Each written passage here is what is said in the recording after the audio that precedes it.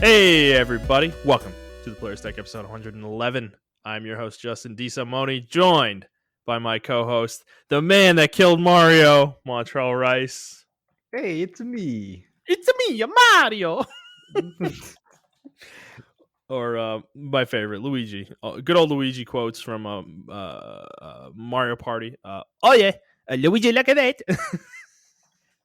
I have dyslexia right now. I cannot type. I am trying to type in League of Legends. I typed in He's Legends of League. distracted. I mean, we started the show and he's still writing in the doc. You know, he's trying to write what games he's playing. You know, I'm watching it. It is a struggle right now, dude.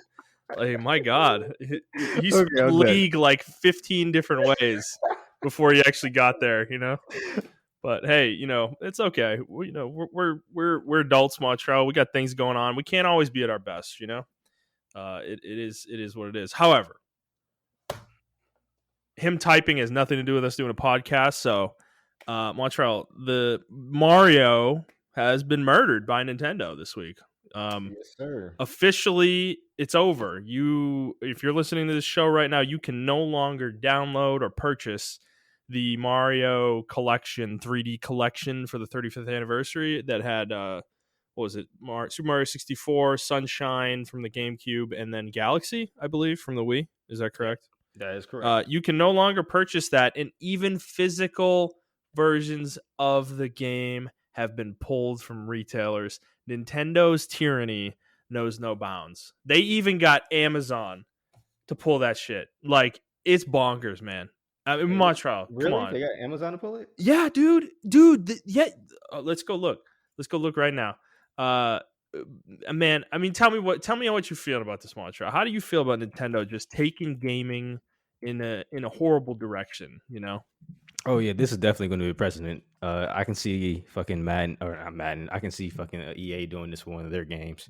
Mm-hmm. It's gonna be bad. Hopefully, I'm not going in and out. I was adjusting the mic, but yeah, it's going to be pretty bad. Yeah, I don't like this, but Mm-hmm. people are going to let it slide because it's Nintendo, and everyone fell into a trap, including myself. I did buy Mario All Stars, but I really wanted to play Mario 64 and Mario Sunshine, so that's why I bought it. Mm-hmm. I do advise everyone to buy the physical copy of these games if you can, because they're going to be a huge collector's item 10 years from now. Yeah. Yeah, so they're still available on Amazon through third-party sellers, of course. But Amazon themselves is no longer selling the game. So some of these sellers are Prime sponsored, so you can't get the game very quickly, but it's at $70. $70 is the price though. So which is $10 more than its actual MSRP. So it's already begun. The price gouging for this limited collection has begun. So, I mean, I don't know, man. Nintendo, I don't understand like what the benefit is for this for the gamer, you know, for like the consumer, you know.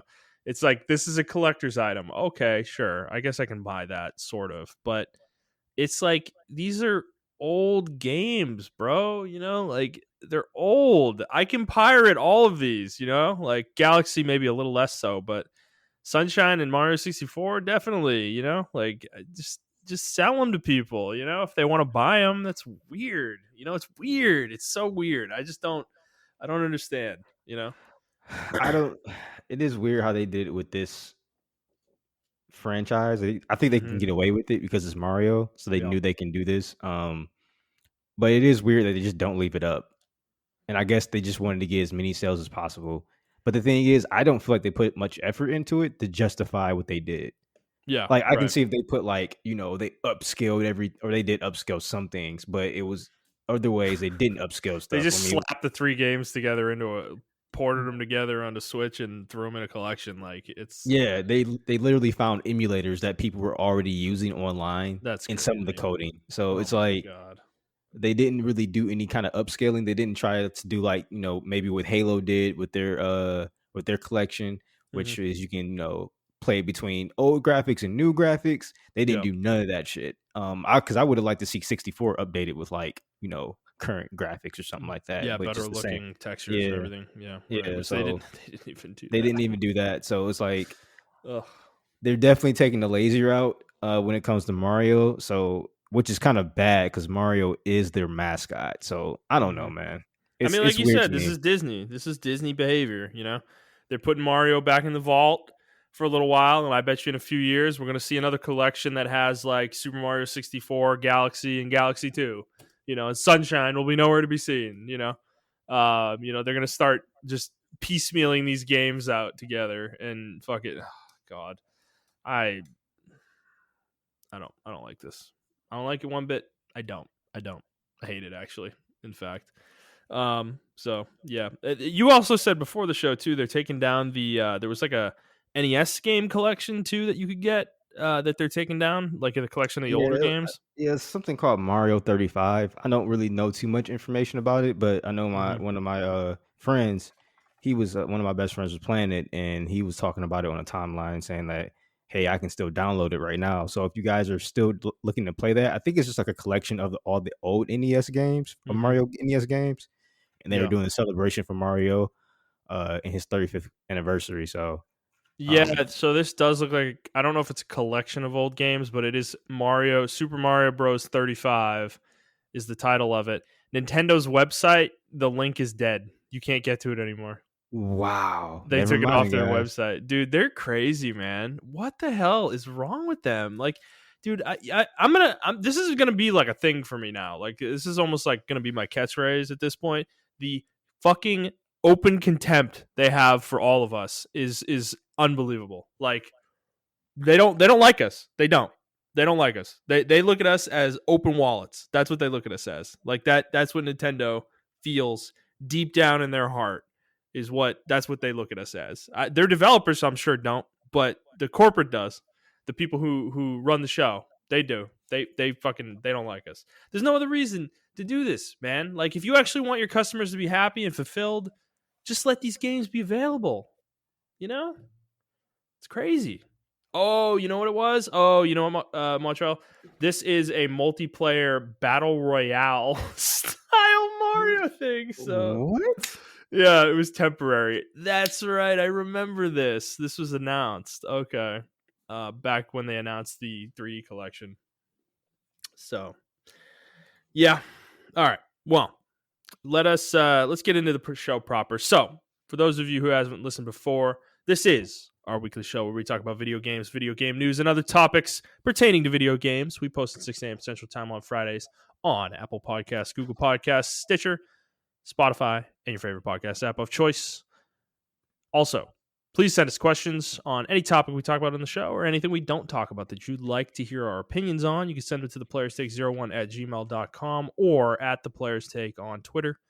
And Montreal, you have a hard stop here in about an hour and 12 minutes. So this show's going to be a little bit shorter than probably usual, but that's okay. There's not much to talk about this week. So I'm pretty positive we'll be able to get it done. But let's get into what we've been playing. I'll start, I guess, since we're both playing, the same game. We'll talk about that in a bit. Mm. I do want to talk about Neo 2 real quick. Not the game itself. Well, actually, I do need to talk about the game itself. I beat Neo 2, the base campaign, this weekend. I kind of went on a binge on Saturday and Sunday, and got through the remainder of the main missions. And I will say the end of this game is really fucking cool. There is a tie-in to Neo 1 that is really actually pretty cool. It's was very unexpected for me, so that was pretty cool. In terms of boss design and level design and everything, it's such a fun ride. The whole game is just so good. There are levels that I dislike in terms of playing them. However, I wouldn't say they're poorly designed. I just think they're like intentionally difficult, in the way they position enemies and put, kind of environmental hazards and things like that out there to kind of trip you up. Okay. But the game's super good. Now, I will say I found out on Monday that I have been playing the fucking ugly version of this game for a month and a half now. I was playing the PS4 version of Neo 2 on my PlayStation 5. I had, and you've explained this before, I think with a different game. I don't remember what it was. But I had to go into the store and download specifically download the PS5 upgraded version of Neo 2 in order to play that version of the game. Putting my PS4 disc in and playing that did not automatically download and install the PS5 version of the game, which it's super obtuse in my opinion. Um, Xbox doesn't do it this way. They have that smart delivery thing where if you're playing a game, you're playing the best version of it on the device you're playing on, whatever that ends up being. They just take care of it for you in the back end automatically because that's the smart thing to do. Sony, on the other hand, has this weird convoluted system that every game I think is like this, every PS4 game. Yeah, I think I had that issue with Miles Morales, Mm-hmm. Yes, Spider-Man. I heard of that. I heard that, dude. If you didn't have the PS5 disc, like you downloaded the game or something. I actually had the PS5 disc, but it does download the PS4 version. What the And hell? another issue was this was something totally unrelated to it, but they had some kind of weird thing where you can only download the Spider-Man remastered for PS5 version through the Mm-hmm. Miles Morales menu, In-game not on the menu. store, Yeah, in-game menu, that's and crazy. it was like totally out the way. Mm-hmm. But for Neo, for example, though, I had to download. I actually bought the PS. I bought the remastered version, and I already had Neo 4 or Neo. I'm sorry, the PS4 version of Neo 2 on my PlayStation. Mm-hmm. So what was going on was it kept defaulting to the PS4 version, and it wouldn't Yeah, even download the PS5 version of it, yeah, the remastered version of it. yeah. And I had to like initiate it and keep watching it just to make sure it keeps going. Well, Um, the it, fucked up part is you can have both versions of the game on your console. I do right now. You can play them both. Like I can literally boot up the PS4 version of Neo 2. I still can do that. It's so fucking weird. It makes no sense, dude. But there's a clear difference between the two because the one on PS4 doesn't say Neo 2 remastered. It just yep. says Neo 2, and the Mhm. the PS5 version says Neo 2 remastered. So there's a clear difference there. But yeah, it's just silly that I didn't even know. And I'm starting to wonder. You telling me about Miles Morales, dude. I'm gonna go look tonight after we're done. I might have been playing. I might have played the PS4 version of Miles Morales, dude, without even knowing it. Did you download it or did you get the I put disc? my disc in Okay, and just you played were it playing the off disc. PS5 version. You were playing the Okay. PS5. Okay. Okay. Because yeah, dude. I I mean, don't I even would go know. back and check still. I don't even know. Yeah, I would go back and check still, but I'm pretty sure the disc version you were playing the PS5 version of it. So Yeah. I think you're okay on But that how front. silly is that? Like how silly is this system that it's that convoluted? Like they don't tell you. They don't even tell you. There's nowhere in the interface. Like nothing pops up and is like, hey, you're on PS5 and you're playing the PS4 version of this game that you can play on PS5. So maybe you should go download that. Like there's nothing like that. It's just you're just like figure it out, idiot. Mm. Like Yeah. fucking Sony, man. Like I don't know, dude. They're just like they're kind of missing a lot lately, and this one's goes back to the launch of the console, but I'm not. I don't know. Like they're kind of being lazy. I feel like in a lot of ways, and it's starting to get kind of annoying. To be honest with you. So yeah, I mean, yeah. So I've been playing a PS4 version of a PS5 game for a month and a half that I thought was I literally beat the game before I fucking downloaded the PS5 version. I'm so mad because dude, it looks so much better. It runs so much better. Everything's so much better about it. The load times are better. Like the textures are better. The saturation and everything's better. Like it looks amazing. The PS5 version of Neo Yeah, so 2. you were still But loading, like it was loading super fast for me. I So mean, were you it having wasn't loading issues? slow, but there was slowdowns sometimes in weird places, like when you would pop open a shrine or something to level up. Okay. The menu would kind of stutter for a second, and in the PS5 version that doesn't happen. So it's there's like differences in the performance between the two, which is super odd. They're using the same hardware, but consoles are fucking weird. They're not like PCs. They don't optimize the same way. So Yeah, there's a clear difference between the two games. It's actually pretty fucking insane because there was a level in the game that's really heavy on water, and there's a lot of shallow water spots that are next to deep water spots, and if you walk into the deep water, you die instantly. I remember I played through it the first time on the PS4 version. I couldn't see shit. I died so many times just walking in water I thought was safe, and then in the PS5 version it was so obvious where to stand, like cuz you can see the platform under the water way better on the PS5 version. Yeah. So yeah, it's kind of it's a silly situation, but it is what it is. So um okay. Montreal, do you want to talk about stuff you've been playing besides Monster Hunter first? Yeah. So I have been playing League, and I decided I'm actually going to try this year. Like, I'm actually going to try. I'm going to really, really try, and I'm going to try to get to the highest rank. And I'm going to play nothing but jungle, and I think I can do it. Are I you watched sure this. about this? Are you Yeah, sure about I this? watched this. I watched this Yeah. kind of like inspirational video. It was Mm-hmm. stupid. It's really dumb. But it But got you. yeah, but you can apply it to like a lot of other stuff in your life. And Mm-hmm. I I've been on a little bit of a I don't want to say depression thing, but I just lacked a lot of motivation. Mm-hmm. Um I know what you mean. yeah, so I mean I watched this video. It was pertaining to League of Legends, but then the coach was like, "Yo, you can apply this to like, any kind of point of your life or whatever." And I'm like, "Yeah." And the biggest thing for me was like with League of Legends, I went to like gold. That was my goal to get to gold. Then I stopped.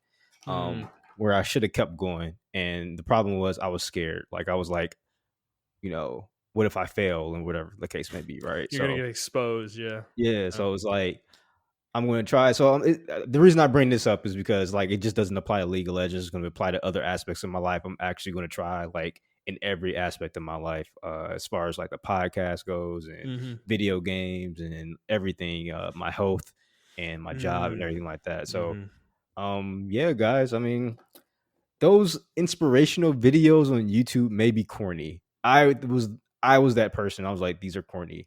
And then a lot of stuff that they were saying, Mm-hmm. especially this one guy, he's like a workout fitness guy, and he was saying that stuff. And I'm like, yo, this is exactly like it was talking to me. It's almost Mm-hmm. like I guess this is how like psychic people feel, or like people who talk to psychics and they're like, oh, Mm-hmm. this is what it's for me. But it's like inspirational shit. So it's like, yeah, Mm-hmm. and your biggest demon is yourself. So that's why League of Legends, I'm going to actually fucking try, and I'm Mm-hmm. not going to get mad and shit like that. I'm probably going to get mad a couple of times, but fuck it.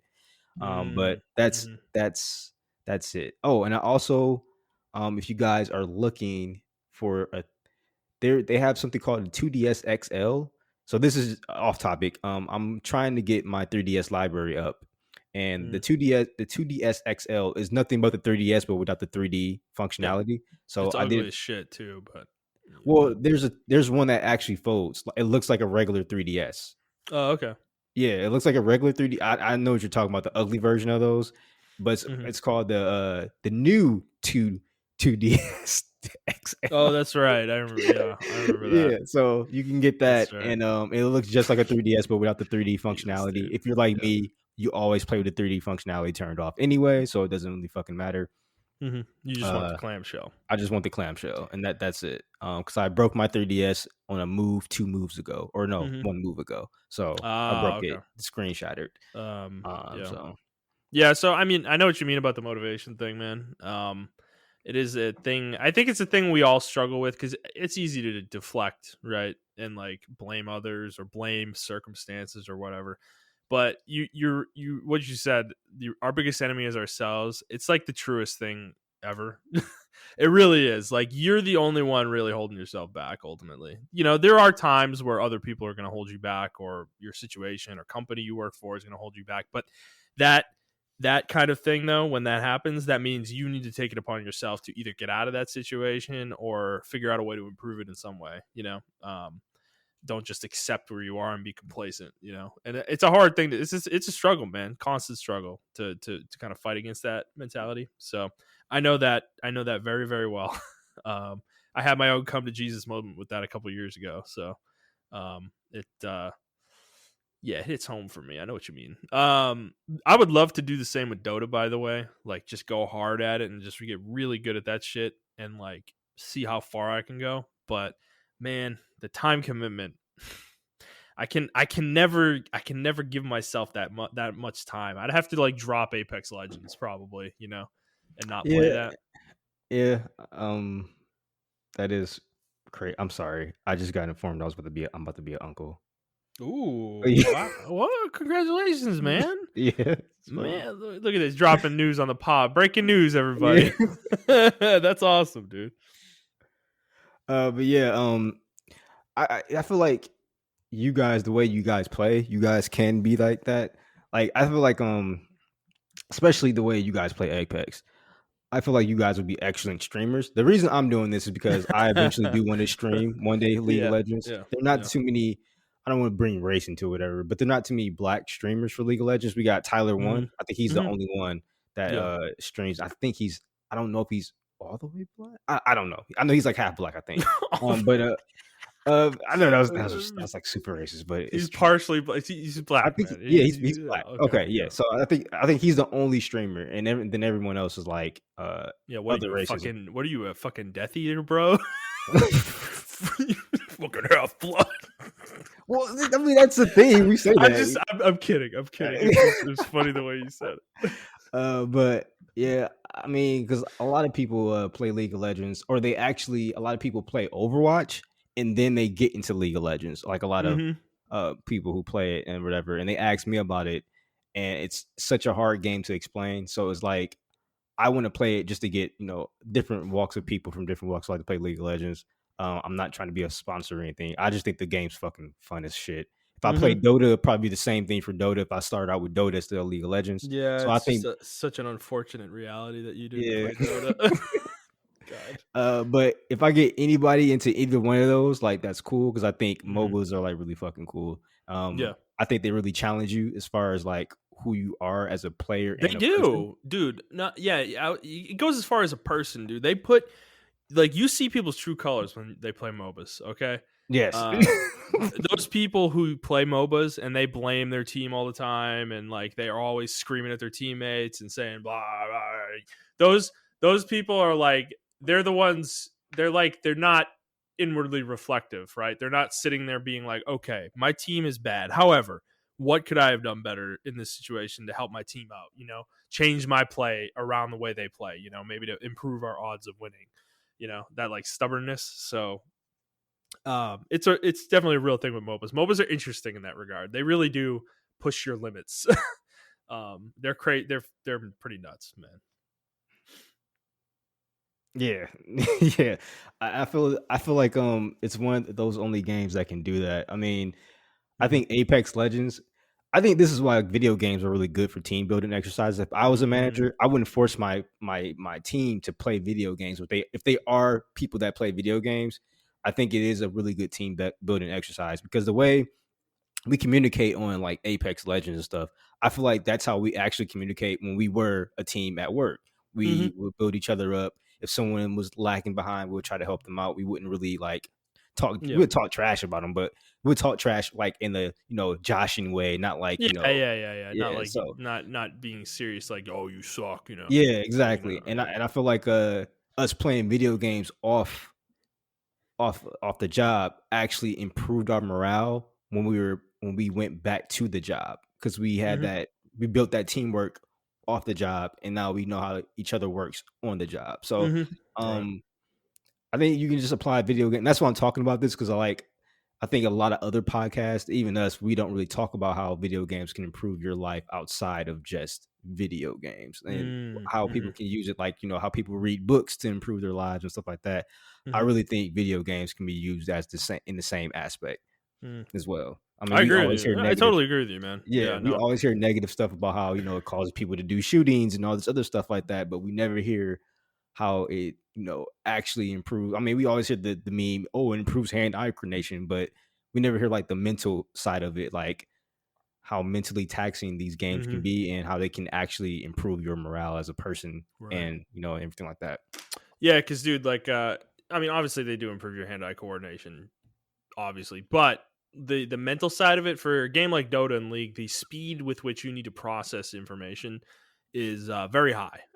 It's extremely high because things are happening within seconds, milliseconds. You know, you need to make decisions sometimes based on the information that you're seeing. You know, and you don't always make the right decision. Like no one does. You know, not even the pros do. You know, but that's how you improve, and then the teamwork aspect of it actually is a really good point too. Is I think it kind of does enhance friendships too because like I'd say with Apex, like dude, like me and Snakes, the guy we play, like I barely have met the guy in real life, you know, but I feel like he's a really good friend of mine at this point, you know. Like, dude, I'm talking to him about shit that you know is like pretty like personal stuff at this point, you know. Exactly. Yeah. And so it's great. This is why like this is why I don't play Dota because no one I know plays it.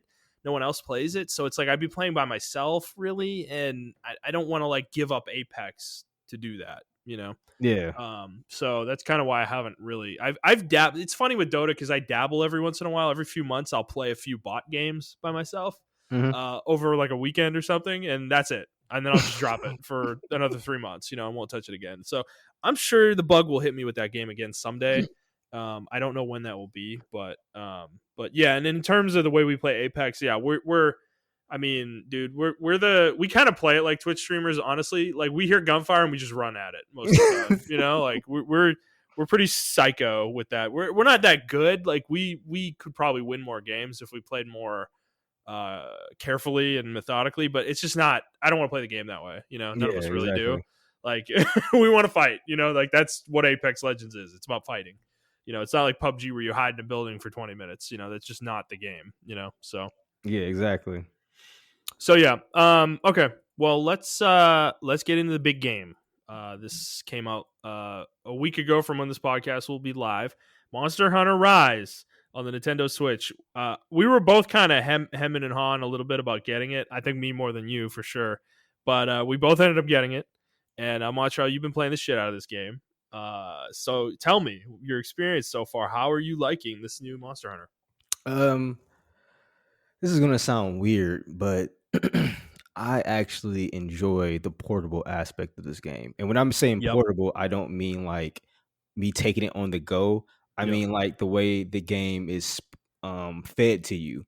Mm-hmm. I feel like with World, a lot of the stuff was it wasn't overwhelming, but you can tell that was a console game. Like Mm-hmm. just the presentation of the game and everything of that nature. Mm-hmm. So for me coming from a vet side of things, which is funny. I mean, I'll talk about that later. But me coming from the vet side of things, this reminds me, this is like if Generations was just World, like in my Yeah. opinion. Yeah. It's like they took the original formula and they were like, we're gonna keep that old school aspect, but just update it, with the world's mechanics. And they did, and I actually love it. I Mm-hmm. love how the world's not super big. I mean, there are multi levels, but they're not super big like they are in World. I actually like that aspect. A lot of people are actually turned off by that. I didn't. I liked it because I can get into the action, fight. I can do a couple hunts, a couple of nights. Like this game fits my lifestyle as like a older Yeah. person that works Yep. and everything of that nature. I can see how other people can be disappointed if they blew through it. Mm-hmm. Um, I can definitely understand that because for what I understand, there's only like 7 stars right now, and they're Mm-hmm. they're going to be spoon feeding us new monsters here and there and new Mm-hmm. content and everything like that here and there. Yeah. But as far as like the game, I think gameplay wise, it's the same old monster. It's not the same old monster. It's Monster Hunter World's gameplay, but amped up. Like it's really fast paced, way faster than Monster Hunter World. Mm-hmm. The animations are smooth. Surprisingly, I'm playing it on Yeah. the Switch docked. I haven't had any drops. Maybe like once or twice I had a frame drop here or there, but Mm-hmm. the game runs surprisingly well. It does. It absolutely does. And this is with like 3 monsters on the field, and you have 8 characters. 4 of them are human, and then 2 of them are Yeah, AI. that part of it's crazy to me, dude. I can't believe that. Yeah, so it's like all this stuff combined, and then I don't know. I like how the game, in my opinion, this is my biggest critique for Monster Hunter World. It doesn't really hold your hand. A lot of people are saying that it does. They're saying like this game is way easier than World. I think it's easier in the fact that the clutch claw isn't fucking the thing. It's like Yeah, implemented mechanically, better. it's much more standard There you of go. a Monster Hunter game. Actually a really good phrase. Mechanically, it's much more standard than World is. World, Mm-hmm. everything, the clutch cost seemed like it was tacked on, and then the mechanics surrounding that seemed tacked on, so everything Mm-hmm. seemed But harder they in were World. necessary to fighting the monster, like and Exactly. killing them quickly. Whereas in this game, it's much more straight up. You kind of just fight the monster until it dies. There's no like Exactly. there's gimmicks in terms of the wire bug. You literally don't have to use the wire bug at all, though. Like Yeah, you know. it's not necessary whatsoever. Like you don't have to use it. You never have to use the moves for it. You can literally just play it like you could the old ones, and you'll kill the monster just as fast, probably. You And know. I actually love that aspect of the game. But like one of the really key aspects was that I can just pick up and play. Like Mm-hmm, I did the tutorial. The tutorial took maybe 20 minutes, 30 minutes tops, and then I was mm-hmm, just it just released the game to me. Of course, like once I got to like the third star, it introduced this new mechanic called the rampage, and we'll talk about that later. mm-hmm. Um, but besides that, everything else was like, here's the game, and that was it. I'm like, oh shit, Yeah, like this is yeah. fucking cool. And they separated the tutorial missions. If you want to do more tutorials, they did have a separate entity for that. But Mm-hmm. besides that, I liked it. Yeah, so I kind of feel like this game is actually probably really hard for newcomers to get into because the game there are like no tutorials. The game throws you into like one mission where they give you very small basics on like movement and where to go and like a couple things like carving and stuff, like really basic shit that's like anybody with a brain probably could figure out. And then they just kind of hide the rest of the mechanics in a bunch of tutorials and then menus you can go read up on if you want. They don't teach you how to use your weapon really. They don't teach you any of that stuff. Like World was way more in depth with the hand holding. Like I think up until you fought your first like large monster, the game was really hand holdy, honestly. There was a lot of like cinematic tutorials and Yep. characters talking to you and things like that. So Yep. Yep. whereas this game is like there's like a guy talking to you for like 20 minutes or 30 minutes, like you said, and he just gives you some really basic info and then you're off. And the game's like, okay, go hunt some small little Jagras or Jaggies, and then you start fighting the larger monsters, and it's really slow ramp up. The thing about this game, it seems like this is I'm kind of in my brain the way I'm kind of looking at this game is it's more like I feel like it's bite-sized Monster Hunter. Um, they've clearly designed this game to be handheld friendly in a lot of ways, and also I think they want the game sessions to be shorter. I don't think they want those like fucking. Maybe this changes in super high rank, but in low rank so far, like the hunts take 5 minutes or 10 minutes, dude. Even with on level gear, Yeah. they're really short. Like it's not anything. And some of early World is like this too, but I think World was a little more epic in its scale with that. Because I remember in World there were some monster fights that really you're coming up almost up against the buzzer, with some of the monster hunts in that game. So, um, to me, I'm really enjoying it so far too. I'm not as obsessed as you and Andy are with it. I'm definitely still kind of getting a feel for it. I think. I think Um, because you're distracted with other stuff right now. I am, I've got things going on in my personal life. Also, I'm still playing Neo. Exactly. I'm Yeah. pretty dedicated to that too. So I'm not like gonna exclusively play this game. However, has kind of unseated Bravely Default 2 as my Switch game right now. So so I'm into it. I want to play it more. I might play it tonight actually after we're done recording. But I will say I have discovered that I might be turning into a Sword and Shield main. This is a big change for me. Because I've traditionally been a dual blades person in Monster Hunter, almost exclusively. There was one game, Generations, where I played bow almost exclusively in that game. But otherwise, I've always played dual blades. And I started. This is the interesting part for me. The beginning of this game, I was playing dual blades, and I just was not feeling it. I wasn't having fun. I was just like, I don't know. It was like kind of a been here, done that kind of thing. Like I've played this game. I've beaten these monsters with this weapon. The move set's the same. There's really not much new to it besides some of the wire bug stuff. And I was kind of getting a little bummed out. So I just decided on a whim to just like start playing with Sword and Shield. And dude, yeah, I'm loving it.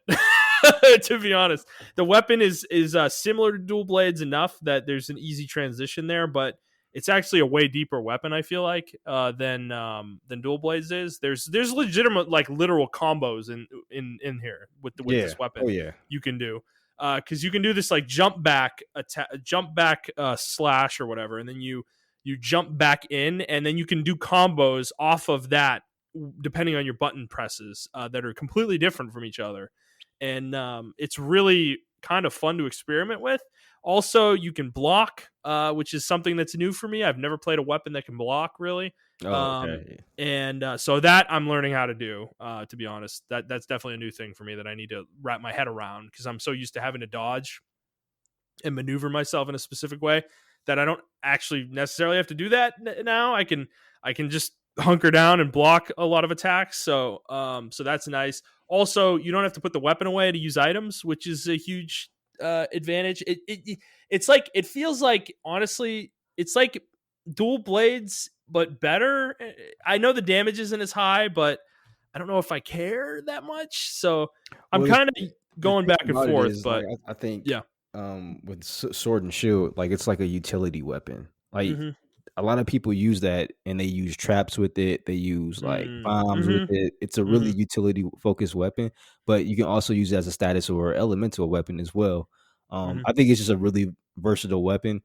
Ironically, that's the weapon they give you in the game as a default, and, ironically, that's actually one of the a lot of hunters consider that the best weapon in the game. Like, you ask anybody, and they're like, "Honestly, man, I think the sword and shield is, like, the best weapon in the game." And Mhm. I wouldn't if someone was to say it to me, I wouldn't debate it, like, at all, because it's a Mhm. really good fucking weapon, especially Yeah. with the hunter skills that you're gonna get later on with the game with the weapon and everything like that.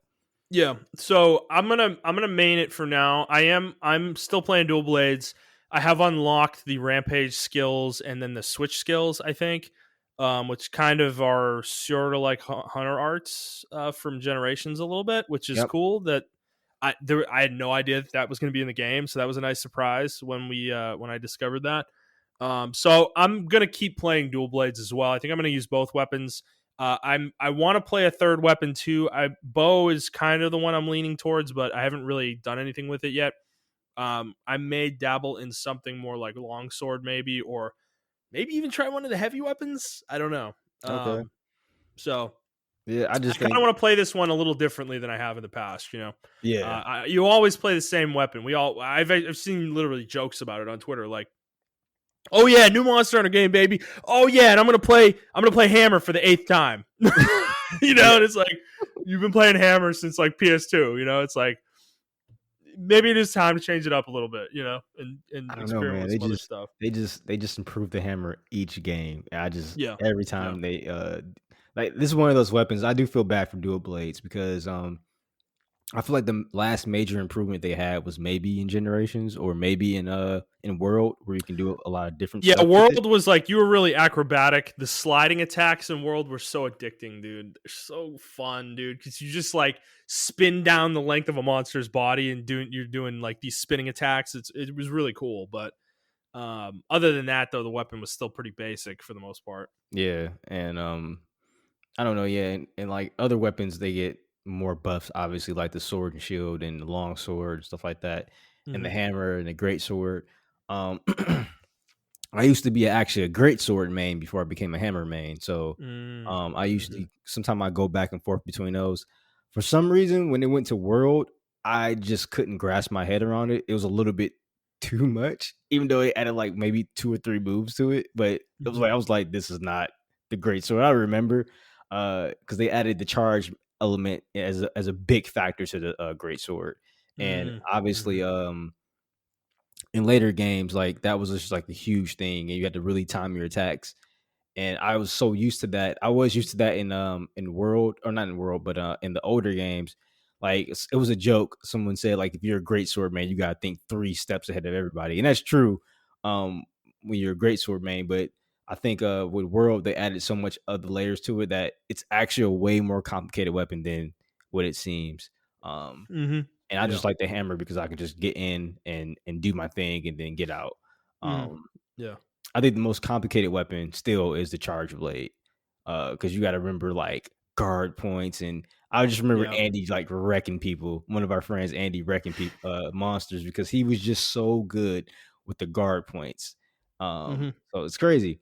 But getting back to like Monster Hunter Rise, yeah, one thing that I didn't know is what you mentioned is the switch skills or your wire bug skills that you get for each weapon. Each weapon Yep. has one, and you unlock them as you progress through the story or the game or whatever.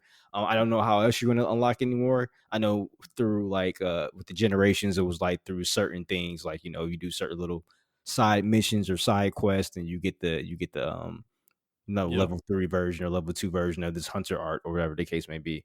So I'm Mhm. actually really glad they brought some version of the hunter arts back because I really thought that's when um Monster Hunter was at its most diverse was Yeah. generations.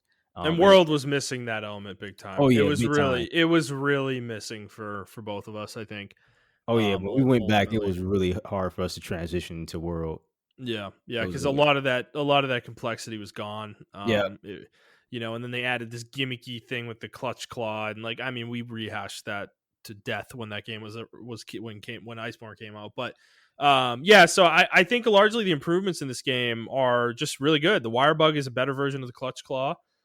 You're way more mobile. You can wall climb and shit now, and jump off walls and do yeah, these you fucking crazy spinning attacks and shit. yeah, It's the it's theme pretty of the nuts. game is like you're a ninja, so it's like you're a ninja Yeah. hunter. So I really like that aspect of the game. One thing I think they did improve on as far as the game as well, is the art style. So the art Mhm. style is more of the classic style mixed in with a little bit of the world, but their armor is back to like Monster Hunter, like the Monster Hunter we grew up with. Yep. It's And the Worlds was like it felt like World of Warcraft. that's a good analogy. It Yeah, was weird. Yeah, they were really trying to cater. It felt like, and it didn't work for me. I thought all the most of the armor in World was ugly as hell. it was. I didn't like it at all. In this game so far, it's the exact opposite. I think almost everything I've seen so far, I really like most of the armor. I think it's a little bit more subtle in its design, and and like you said, it is more like ninja ish or even like bandit y Yeah, in some ways, like because there's like one, I'm forgetting which monster it was, but it's like you literally have a top hat and like a fucking bandit mask on, as your yeah. as your headgear, and it's like it's pretty funny actually. So I do like the designs of that so far. I do think the game, it feels a little small in scope, which I actually don't have a problem with. I think Monster Hunter almost was starting to bite off a little bit more than it chew, because like Yeah. Generations is, dude, like I'd never recommend that as somebody's first Monster Hunter. That game is just unbelievably massive in terms of size, and even World is huge with Iceborne. At this point, it's a very large game. Whereas this game, dude, I'm 4-star after, I don't know, like 8 to 10 hours in the village, and if even that much, it's like my progression, it seems so fast in this one comparatively, in terms of at least game progression. Building equipment is actually really slow. It's kind of weird, how that works, but Yeah, it is pretty weird how that works. One thing that I do like, and it's weird, they don't have an abundant of monsters. So if you're coming from Monster in the World, especially Iceborne, you're already used to like different variants and everything of that nature, like the pink Rathian and the mhm, silver Rathlos and the Azure yep. Rathlos and all this other stuff like that. You have all these different variants, they all act different and everything of that nature. With this game, I haven't really got to the high rank yet, so I can't really comment on it. But there are monsters that I haven't seen yet, and there are some variants in there as well, and there are rampage variants as well. Um, but the variety that you have makes the game seem like there's more monsters than what there are because you're not fighting just dragons. And that was my Mm, biggest. I don't know if you yep, guys watched our or listened to our podcast for World yeah, Iceborne. Our biggest critique of World was it was just so many fucking lizards and dragons. They didn't yep. have any fucking monkeys. They didn't have any fucking bugs. It Or was just birds or or yeah, fucking birds or anything. dog monsters. There's tons of snake monsters. There's tons of variety in Monster Hunter's catalog, Yeah. you know. And yeah, they didn't utilize any of that. It was all lizards and fucking dragons, Yeah, they for the kept it most part. really safe. They kept it really safe.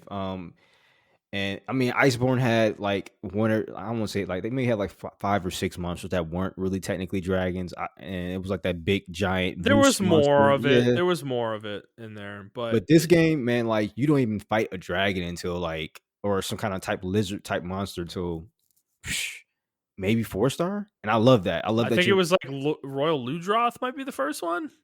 Yeah, I'm thinking of. mine was the Rathian. That was my first one I fought. Okay, I think that's also 4-star. Okay. Yeah, but it's just the variety of monsters you fight is crazy. Like the Lagambi, the Yep. Azuros. I can't remember the bird monster's name. Um, Aknosom.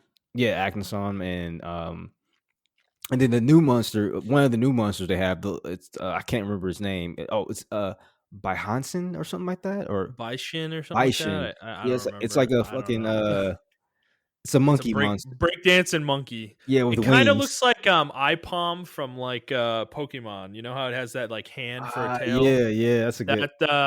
That's kind of, it doesn't look like that, but it has that same design where its tail is a giant hand, basically. Yeah, Um, and it's actually a really fun fight to fight, and a lot of these monsters yeah. are really fun. And we fought some kind of a fucking Yeti monster yesterday. Dude, it was like Moss or Goss Harag or something like Yeah, that, Gossarat. something like that. That thing was fucking gnarly, dude. Oh my god, he makes these ice blades on his arms, and he like dual wields them at a certain point in the fight. And dude, he's terrifying. It's absolutely horrifying. Like the thing was wrecking. Of course, Andy was an asshole. Okay, so Andy was way ahead of me in Montreal, and I'm like, I hadn't even done anything in the hub yet. So I'm trying to do 1-star quests fighting like Jaggies and shit or whatever. Baggies, Rogies, whatever. Those things, the Azuchi. And we do a couple of mine, right, to like get me going. And then Andy's just drops like a 3-star quest on us, and it's that thing. And I'm like, I'm wearing like rank 1 armor and weapons for everything. I have barely upgraded anything yet. So I was basically getting 2-shot by this monster. It was awful. It was not a fun experience, but we managed to kill it. I think I only fainted once, to my credit. It was okay. We managed it, but man, fighting that thing in high rank is gonna suck dick, I bet. Um I think we'll be all right. I think we'll be all right. yeah, maybe by that point I'll have good enough gear. But so this game did for a minute trick me into thinking they had changed the formula of Monster Hunter. Is that because the game tells you when you first start that high rank is ranks 4-star through 7-star, and apparently that only applies to the hub Okay. version, because the village I think is all low rank, from what I understand, and then I think high rank is exclusive to the hub. So you don't get any high rank quests in the village. He's finished the village completely at this point, and he said he hasn't gotten any high rank quests yet for the village. So I thought this game though was going to be different, where they were going to integrate low rank and high rank together into basically one progression. That's what they did in World. So And no, they didn't do it in World though, really. I mean, they did it a little bit more, but dude, the thing is, I'm kind of at the point with Monster Hunter, and this is why I wasn't super into it at first, is that the grind is a lot because there's 3 ranks: low rank, high rank, G rank. G rank's never in the game at launch. It's always like DLC or like a game of the year edition later on or something like that. And each one of those ranks, though, you have to fight a lot of the same monsters over and over and over again, where yeah, you're fighting, like you're going to fight a Lagombi in low rank, high rank, and G rank, and they all have their own armor sets and their own versions, and maybe there's a little bit of variation in terms of moveset and stuff like that, but it's really not that different. I'm personally kind of getting tired of that design, because there's enough monsters in the Monster Hunter catalog at this point where you can easily make 1, 2, and 3-star your low rank, where you have most of the low to mid range monsters in there, and then you start getting to the mid to high end monsters in the 4, 5, 6, 7-star, and that's the game. You don't just like make people play the same content again later on. That's like my one criticism with this series at this point, that I'm kind of getting tired of. And that's the reason I was thinking of not getting this game, is because G rank's where it's at, man. That's the game. That's what I want to play. yeah, And I'm not going to get to play that till next year, probably. And it's kind of irritating because I love Monster Hunter, I do, but high rank is not it. It's just not it. Like the balance is not there. You don't have everything available to you.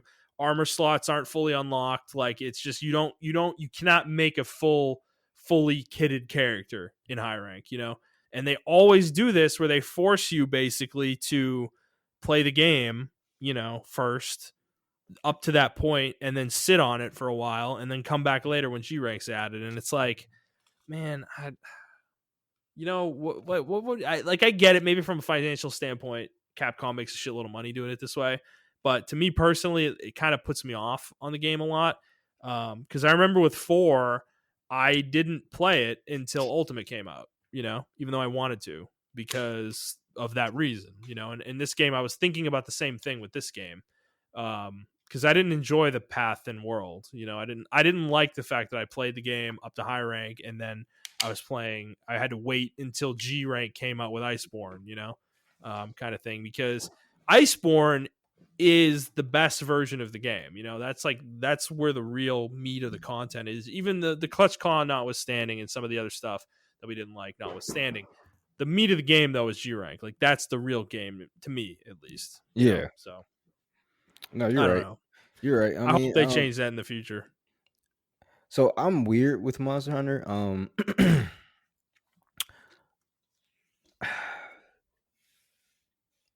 I think Monster Hunter Try was the first one to do this, and don't quote me on it, but this is what I believe.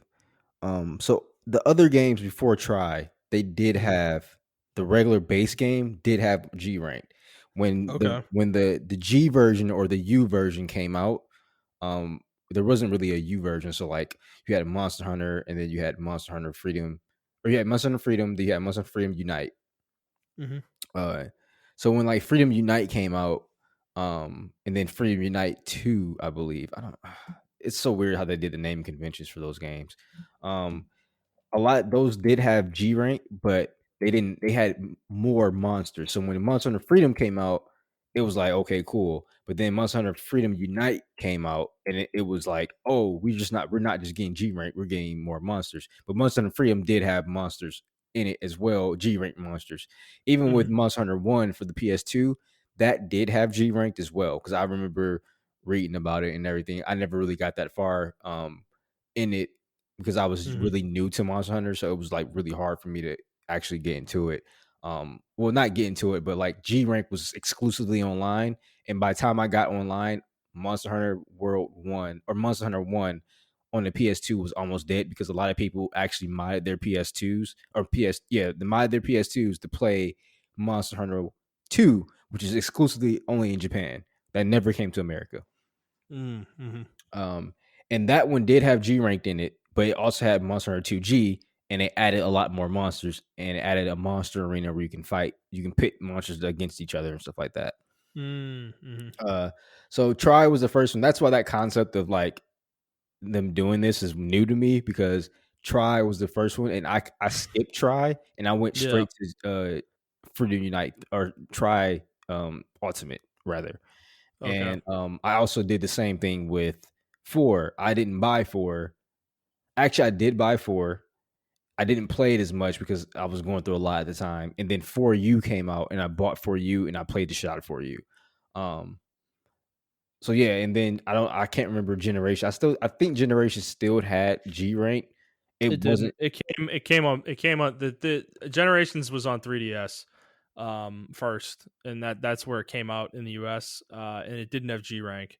And then okay. Generations Ultimate came on Switch. We were not sure we were ever going to get it, and then they just kind of did it a few years ago, for whatever reason, because it had been years since that game had come out in Oh, Japan. you're right because it was called Um, Switch like Double Cross or something like that, Yes. right? Yep. Okay. XX or Double Cross or whatever. And that game had been out for multiple years, I think, since in Japan. So it was kind of a weird thing they did with Generations. They kind of held it back, and I think they weren't sure they wanted to bring it, but then they just decided to do it at some point. I think it might have been a favor to Nintendo to make them not upset about World being on consoles. And that might be the reason we have that game. We got that game on Switch, but yeah, so this is all I know with Monster Hunter because my first Monster Hunter was 3 Ultimate. Oh, okay. Okay. That was the first one I ever played. So, and I mean, God, that was like 10 years ago at this point. It was just fucking bonkers, actually, to think about almost. But yeah, that was the first one I ever played. So every Monster Hunter I've played since has had this formula in some form or fashion. Now, like I said, I didn't buy 4. I skipped it, waited for Ultimate, played Ultimate, and then Generations was the same. I didn't get Generations on 3DS because I didn't want to play that version of the game. I wanted the full thing, and I waited for the Switch one to come out. And then World was the first one that I bought where it wasn't didn't have G rank at launch, and I actually played through it, that way. And I'll be honest, I think it's not a great experience. Like I don't think you're getting the best game you can get. And that's my frustration with the way Capcom does this, is because what they were doing before is they were charging you for 2 games, basically, Oh yeah, if you were yeah, kind of an addict for it. And I don't appreciate that, honestly. I don't like, just charge me $80 then, or $100, and give me the whole game at once. Like, obviously that would take longer to develop, but I don't know, it's just like it's kind of a nitpick, but it is what it is at this point. If you're going to make me play through the game multiple times, it's like I'd rather just do it all at once, when I'm actually addicted to it, rather than having to come back to the game later. Because I'm going to be honest with you, man, like I'm going to play through Rise now, and I'm not sure I'm going to want to play this in a year again, like with G rank. I know I'm probably going to be able to carry my character over, but I don't like, I get burnt out on Monster Hunter, where this is a really high time commitment game, like a very large time commitment. And I can't do this all the time with this series. There's other high time commitment games I want to play. yeah. So that's my issue with their release schedule with it. The only reason I even got Rise right now, I'll be honest, if I didn't know you and Andy and you guys were playing it, I wouldn't have bought this game. I would have waited till Ultimate came out next year, or whenever that's going to come. I'm assuming it's next year, but it could be later. So I wouldn't have bought it. I would have waited. Like I that's really the reason I'm playing it, is because of that multiplayer aspect. I want to play it with you guys now while we are all playing it and thinking about it. So yeah, I mean, other things with the game, I guess we'll get off that point real quick. I mean, we do need to kind of wrap this up here a little bit, but I do want to mention Palamutes, the new Oh yeah, companion you get yeah. in the game. This is one of the best features they've ever added to Monster Hunter, period. The end. There's no discussion. I love it.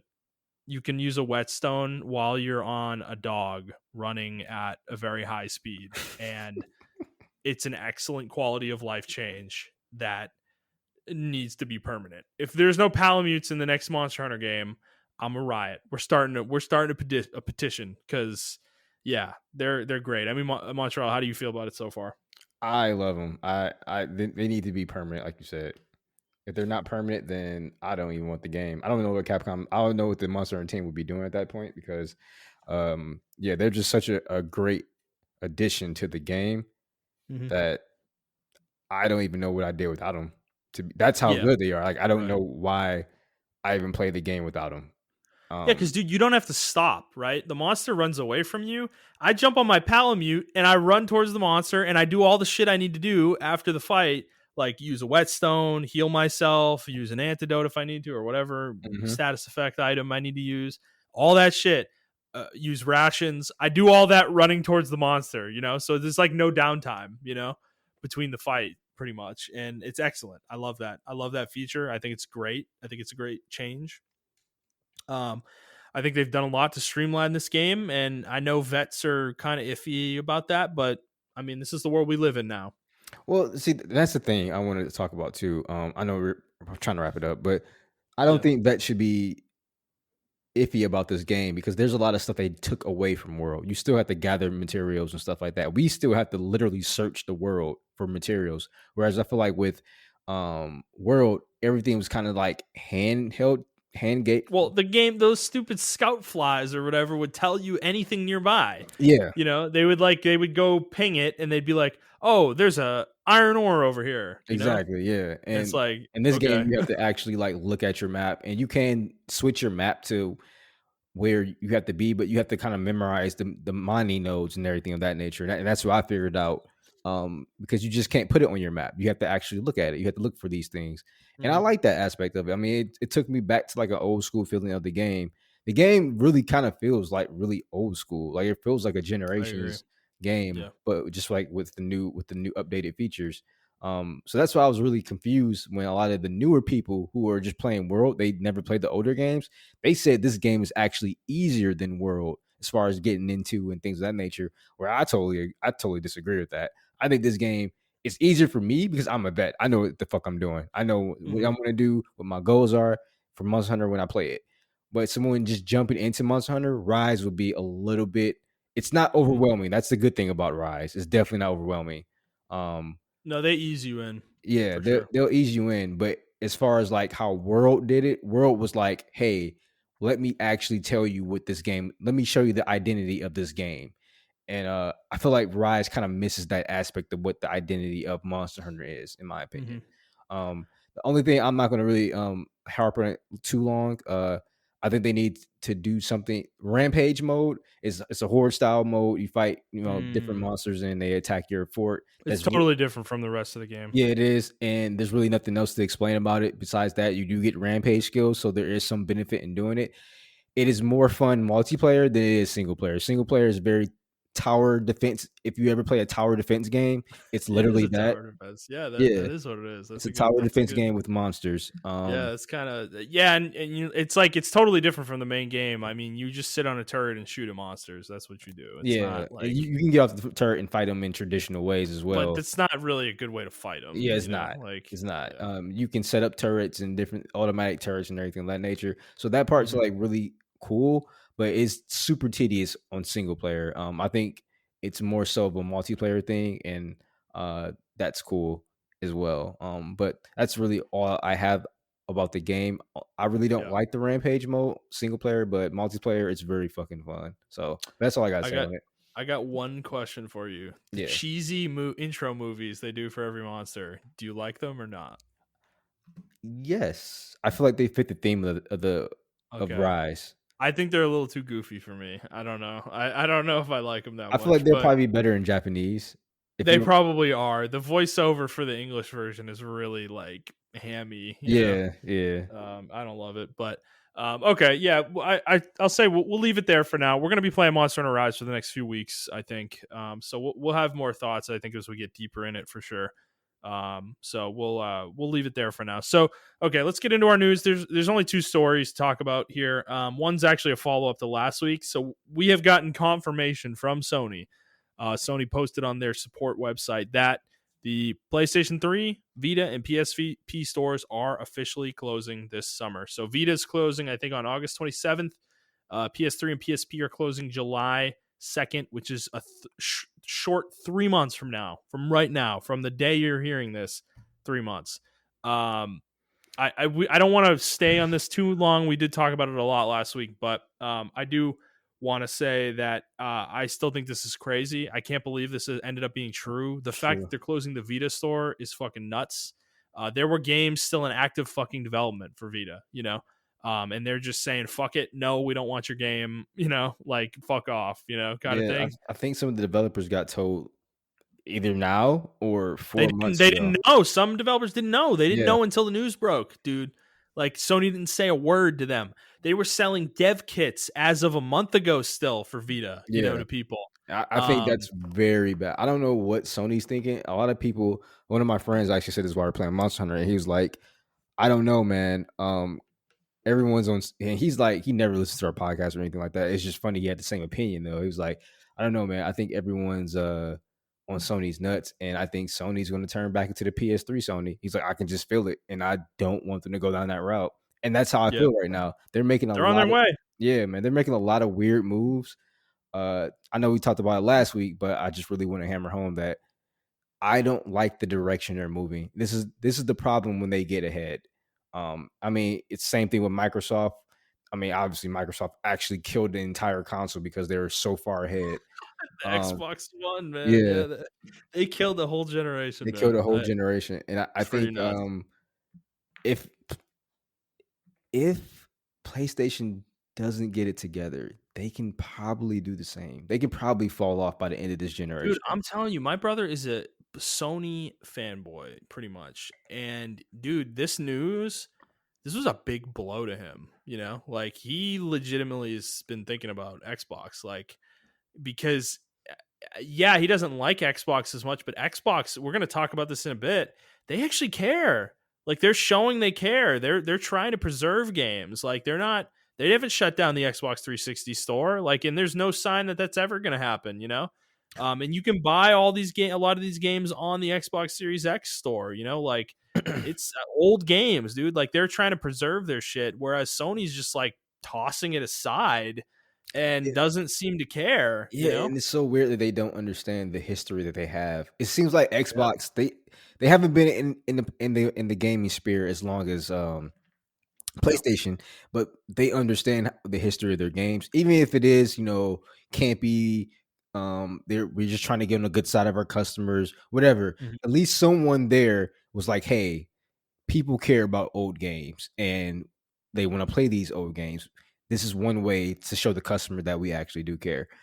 Yeah. So however your opinions on Xbox or Sony, I just think it's really good to preserve these games because they have history and things of that nature.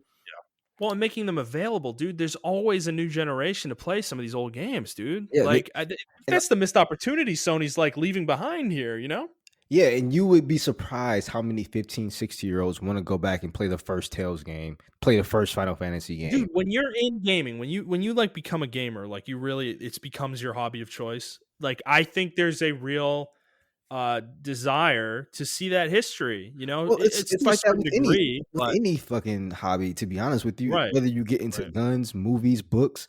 If you read a book series, say like you read what's the latest book series for the Game of Thrones? What's the latest one? Uh Wins a Winner? When's the Or winner? that's the one coming out soon, hopefully, but sorry, Dance with Dragons is the Okay, last so one say you released. read Dance of Dragons and you have no idea what the fuck is going on. You're like, "Fuck, this book is good as fuck. I'm gonna go back and read." I think it's Song and Ice, right? Song. Yeah. Yeah. You want to Well, go that's the back? whole series. Oh, that's Game of Thrones is actually the first book. okay. So you want to go back and read Game of Thrones. Um, Mhm. so that's going back in history. Just imagine if everyone was like, "Okay, we're burning all the books. We're burning all the fucking other books. We don't need the other books now." Yeah. Like, Well, even to take that further, it's like you read those books because they're more contemporary, even though they did start in the 90s. They're more contemporary, where you want to see kind of where fantasy came from. You go read Lord of the Rings. yeah, Like, exactly. that's you want to see that history because that's where fantasy came from, you know, or sci-fi even with like Dune or something like that. Like the people go read these books because that's really the foundation building blocks for these genres where they are now, you know, and that's an interesting thing to do. It's the same with games, dude. Games are the same way. So there's a lot of young people that want to experience some of these things, and I don't blame them. There's really great games on these devices, dude. Like PS3, Vita, and PS3 all have great games on them. And the fact that Exactly. Sony's just abandoning it entirely with no alternative way to get these I mean, games, no, PS you Now. know, What are you talking about, man? no, fuck that. I don't. God, no, it's garbage. If they really think that that's an alternative, they're lost. They're lost. I mean, I think they are lost. I'm gonna be honest with you, dude. Me complaining about Neo earlier and all that weird shit with the PS4 version, PS5, dude. Those are the little things that they're getting wrong, and they're just getting them wrong all over the place. The interface for the PS5 is a huge complaint point. The changes to the trophy system, the trophy menu, are fucking terrible, and they don't seem to have any care whatsoever. It's just like they're gonna lose customers because, dude, like I was saying a couple weeks ago, I'm still in the market for an Xbox Series X. I haven't found one yet because they're hard to find, but when I do, I mean, I'm not saying I'm going to play my games on that thing exclusively, but I'm going to be playing games on it because I purchased it. And Mhm. that is bad for Sony. That is literally what they don't want. They don't want somebody like me buying an Xbox because I am their fan. Like, I am their fan base, you know? Like, I'm the guy that plays my major third party games on PlayStation, you know? And that might change here because of the way they're acting and the way they're doing things. And yes, I want their exclusives. Yes, they have great games. There's no question about that. But Yep. they're just in a weird place, and I don't understand it. And their obsession with television and movies right now Oh, is also wait, fucking weird as really? shit. They're Yeah, they're going down that route? Did they not bro. learn with Xbox? There's like news every week of a new series they're fucking looking into. There's like a Twisted Metal series that's happening. There's obviously that Last of Us series. I They mean, they had like dude. If you go look at the news, there's new shit all the time. They have that Uncharted movie that's supposed to be coming out. It's just like they seem to be really focused on an initiative right now internally to make their PlayStation game franchises into television and movie franchises, and that makes no sense to me at all. None, zero. I don't get it. So it we'll looks see. like Xbox all over again. Xbox It One. feels that way, and I hate that we have this like pendulum that happens like this. Like, why can't these companies just like Get it together, man. get it together and just be good all the time? Like, you know? Like, what? I don't get it. And Sony's actually in a more precarious position because they're way more reliant on their consoles than Microsoft is. Yeah. If they have a downturn the way Xbox did last generation, like they could literally be in jeopardy as a company. So yeah. Just a couple facts about this, by the way. You will not be able to purchase games or DLC. That's an important point. On any of these stores after those dates I mentioned, you will be able to download your purchase games. So that question is answered. Now, they didn't mention anything about downloading patches for games. I'm assuming since you can download the game, the patches will still be available for said game as well. But the DLC thing is a really key point because there's a lot of DLC in the late stages of the PS3 generation that you will no longer be able to purchase in any way, shape, or form. The only way you'll be able to get it is if you can get a physical redeem code that hasn't been redeemed. You'll still be able to redeem those. But that is going to be like trying to find a unicorn at this point, 10, 15 years on. So, yeah, it's not a great situation, but we'll monitor. We'll see when these things go down. If anybody tests this and wants to let us know about the patching part, that's a really key part to this because if you cannot patch your games, a lot of games on PlayStation 3 are going to be fucking useless when you get them because patching was very important in that console's life cycle. Not as much as it is now, but that was the beginning of that kind of change in gaming. So, Montrell, you have anything else you want to add here? No, I do want to, if you are planning on getting them, just the Vita chips or the Vita memory cards rather are very cheap right now. They may have went up in price because of this whole debacle. They probably have, yeah. But last week they were pretty cheap. Before this news broke out, and I recommend downloading as many games as you can. A lot of them are only like $10 or $15 anyway. So download all the classes that you can. Download the games you can. If you want to, I heard some people doing like little pools, and they all have like one account that they do, and they go in there and they put careful with that. You do have to have a console. Like you need to tie your console to that account. That's true. And there's a limit on how many consoles can be tied to an account. Yeah. So I mean, definitely do it with some people you trust and everything of that nature. Exactly. Yeah. Absolutely. But yeah, that's pretty much all I have for that. Also, Sony, be smart here. Like, do like a blowout sale before these stores go down, like a 90% off sale, because just 95% off. Yeah, I'm telling you, like, I will buy a shitload of games if you do that. I'm not even kidding you. I will buy games that I would never intend to play, but they're like going to cost like $1, or a fucking 50 cents. I'll fucking do it. Tons of people will do it. Yep. They will make a decent amount of money from that. So please be smart and do that. But knowing you right now, you're not going to. So we'll see. Okay, last story I did mention this a little bit, is that Microsoft announced that they are bringing a bunch of their classic games to xCloud.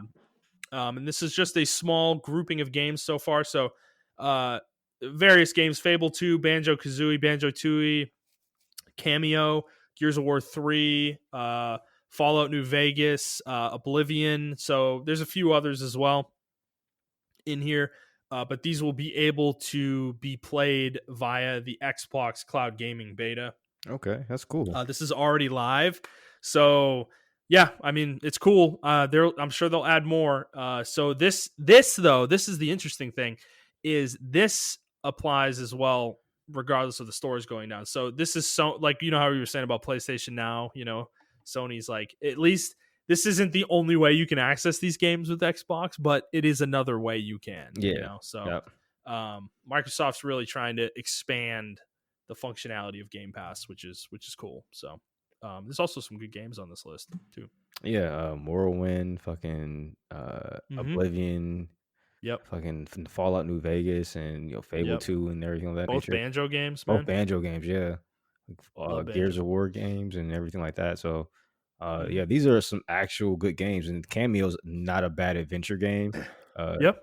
So yeah, I mean, I don't have any complaints about this. I think it's really cool. I'm not really a streaming type person, but you can tell this is not their main focus. But I like the way they're It's an advertising it. It's an additive thing, additive though. thing, yeah. I like the way they're doing that. It's additive. It's just part of Game Pass. Like, it's not special. It's not extra. It doesn't cost you anything extra. It's just part of it. If you want it, if you need it, if there's a specific place, maybe you're in a hotel sometime and you just want to fucking try it. Maybe that's the bad place to do it, but whatever. It's available to you if you need it. That's the nice thing. It's not like PlayStation Now where it's the only thing you can do. Yeah.